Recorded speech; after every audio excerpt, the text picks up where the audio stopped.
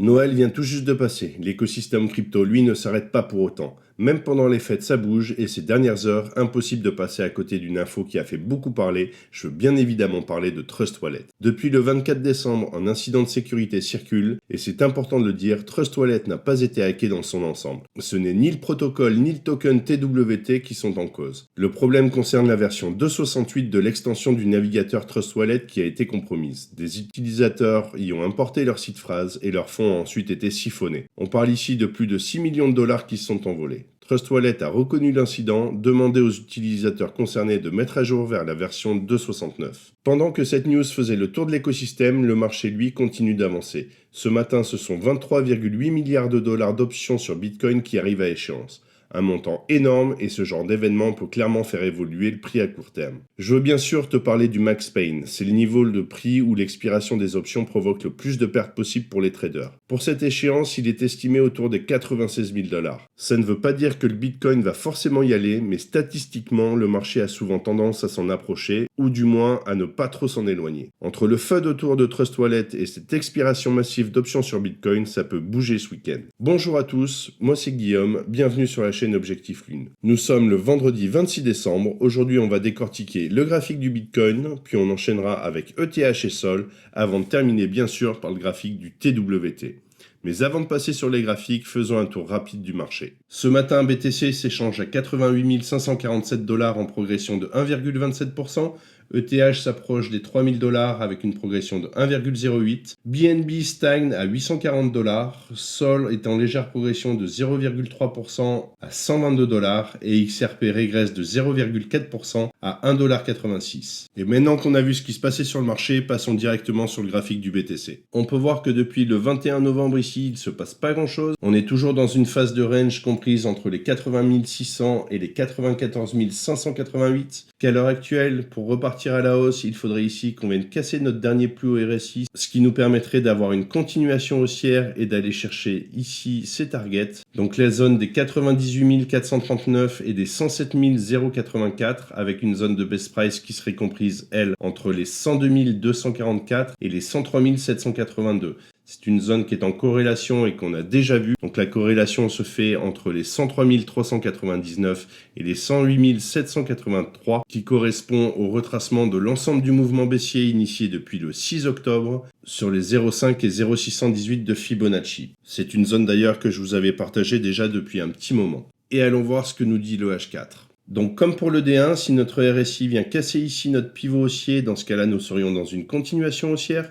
Nous pourrions aller chercher ces targets-là qui nous donneraient une zone sur les 92 558 et les 96 351 avec une zone de best price qui serait comprise sur les 92 227 et les 94 903. Si par contre le RSI décide de venir casser ici notre dernier plus bas, dans ce cas-là nous serions dans une continuation baissière et nous pourrions aller chercher nos targets comme ceci sur la zone des 85 399 et des 82 823 avec une zone de best price sur les 84 265 et des 83 807. Donc les prochains jours vont être déterminants pour savoir si effectivement on vient casser ici notre pivot pour aller se rapprocher ici de la zone de max pain qui est aux alentours des 96 000 dollars.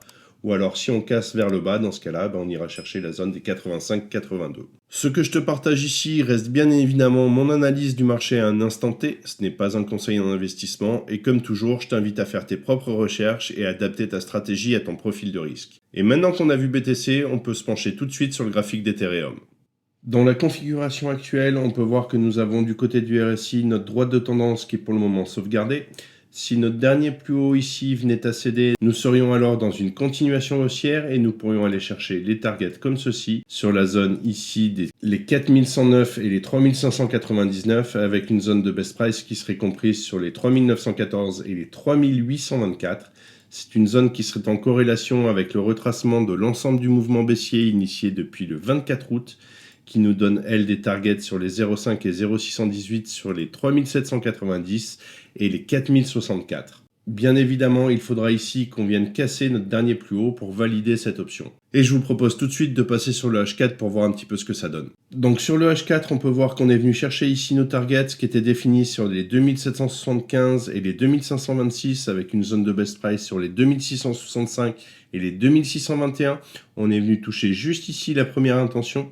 Qu'à l'heure actuelle, pour repartir à la hausse, il faudrait que notre dernier plus haut RSI vienne à casser, ce qui nous permettrait d'aller chercher une première zone de target ici sur la zone des 3192 et des 3379. Donc cette zone-là avec une zone de best price qui serait elle comprise entre les 3308 et les 3275. Ce n'est qu'à la cassure du pivot haussier qu'on pourra alors se projeter sur les targets plus long terme sur les 3599 et les 4109. Rien de bien plus à dire dans l'immédiat, donc ce que je vous propose, c'est d'aller voir ce qui nous attend semaine prochaine au niveau des annonces macroéconomiques.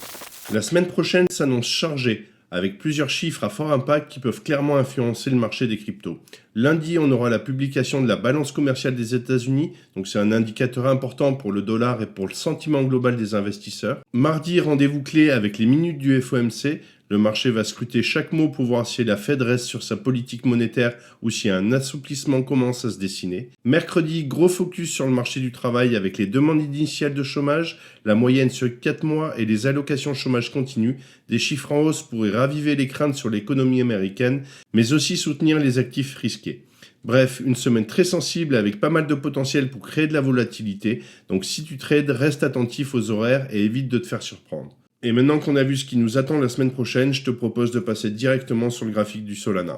On peut voir ici qu'on est toujours dans notre zone de range. On avait des targets qui étaient situés sur les 120,61 et les 68,25 avec une zone de best price qui était définie sur les 97,57 et les 88,25. On peut voir qu'on est venu chercher juste ici la toute première intention, que pour repartir à la hausse, il faudrait dans un premier temps qu'on vienne casser notre pivot haussier, ce qui nous permettrait d'aller chercher le retracement des 0,5 et 0,618 de Fibonacci sur la zone ici des 201,32 et des 185,20. Et je vous propose de passer sur le H4 parce que pour le moment sur le D1, pas grand chose de plus à dire. Je m'attendais sur le H4 à ce qu'on vienne un petit peu plus bas. J'avais des targets sur les 110,71 et les 96,32 et avec une zone de best price sur les 104,38 et les 101,82.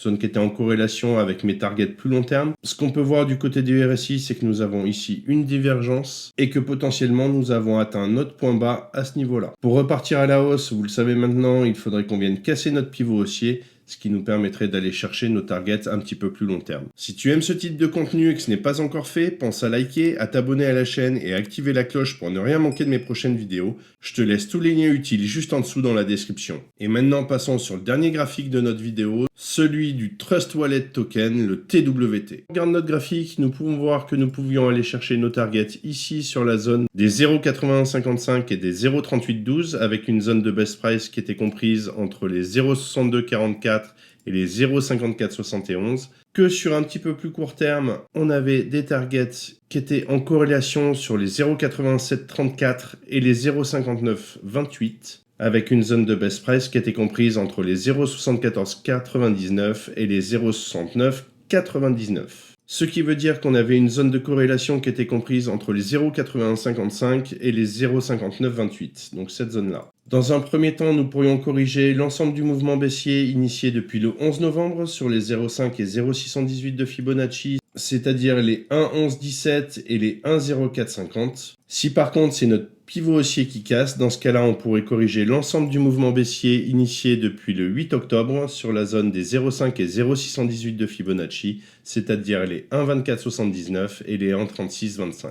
J'ai regardé sur le H4, malheureusement j'ai pas grand-chose de plus à dire. Voilà, je pense qu'on a fait le tour pour aujourd'hui. Si on résume, on peut voir qu'on ne sait pas trop encore où on va. Il va falloir attendre des confirmations et des cassures de droite de tendance et de pivot pour pouvoir repartir à la hausse. On fera tout de même attention parce qu'on a le Max Pain qui est à 96 000 $ et qui pourrait attirer le prix vers le haut. De mon côté, je te souhaite une bonne fin de semaine, un excellent week-end, de bonnes fêtes de fin d'année. Et d'ici là, prends soin de toi et tes cryptos. Ciao!